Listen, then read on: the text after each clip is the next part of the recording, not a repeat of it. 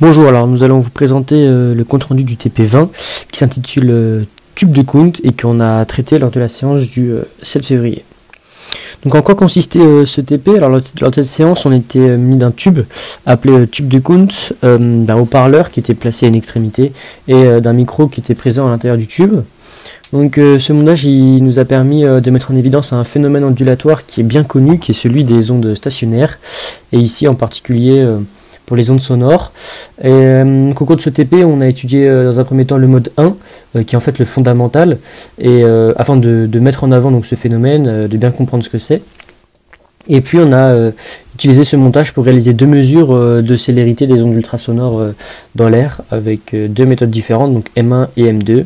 Et en bonus, on a tenté d'étudier notre application des ondes ultrasonores, des ondes stationnaires, qui est celle de la flûte.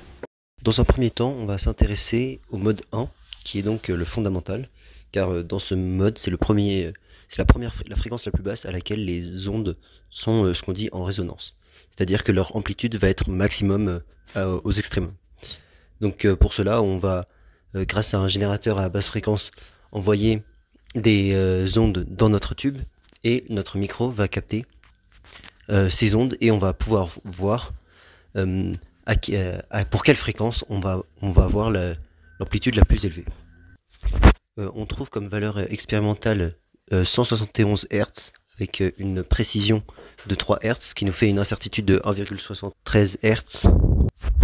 On compare la valeur obtenue avec la valeur théorique qui correspond à la formule, avec une incertitude très faible étant donné que notre mesure de la longueur est prête au millimètre près.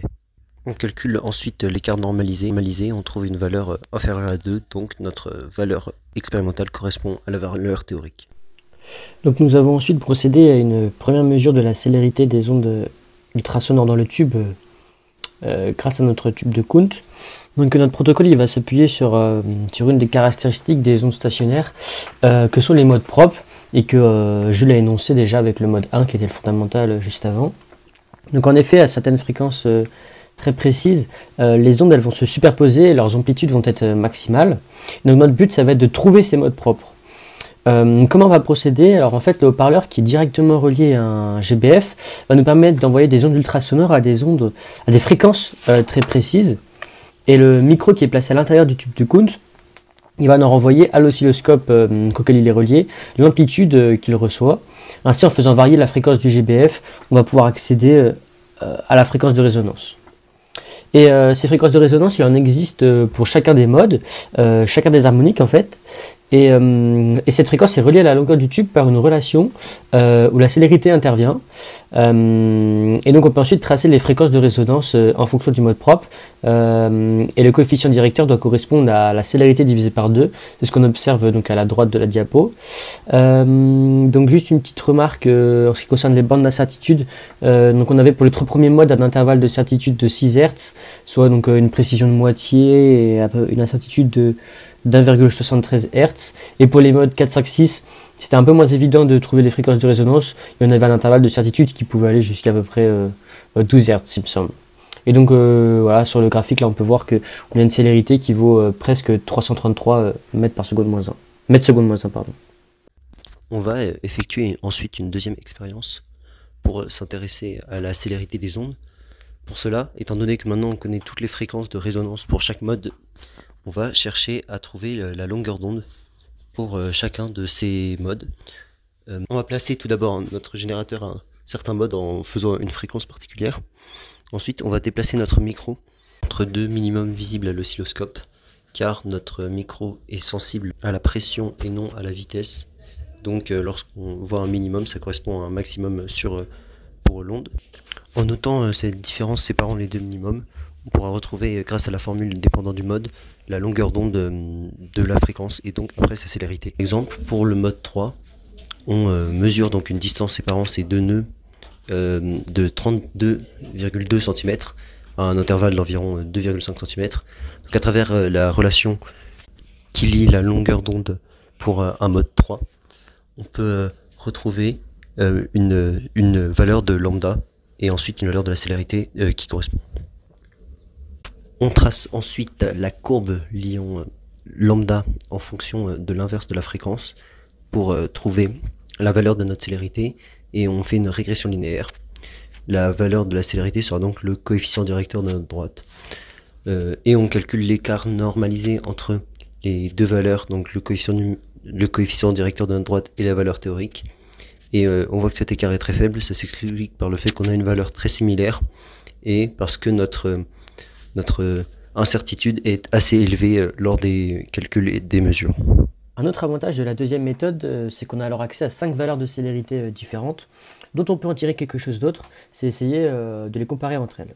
Donc pour chacune d'elles, il nous a fallu calculer l'incertitude associée. Donc pour cela, on a propagé l'incertitude. Donc ici, j'ai mis un exemple à gauche. Donc on a une incertitude à la fois sur la fréquence de résonance qu'on avait déterminée lors de la méthode au tout début du TP.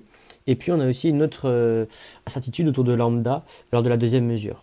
Donc pour les fréquences de résonance, donc je répète, on avait un intervalle de certitude allant de 6 Hz pour les premiers modes, environ 12 Hz pour les derniers modes. Et pour les mesures de distance entre deux nœuds, on avait des intervalles de certitude allant de 2 à 3 cm. Donc on peut ensuite calculer les écarts normalisés entre chaque valeur de célérité, dresser un tableau qui apparaît sur l'écran, mais qui a finalement plus de sens lorsqu'on l'illustre à travers un graphique. Donc comme il apparaît sur la droite. Donc bien qu'il fasse peur au premier abord, il est en fait assez efficace. Ici on peut interpréter plus facilement le tableau, car ici si on prend par exemple C4 qui est en orange, et ben en suivant le cercle on a accès à tous les écarts normalisés avec chacune des autres célérités.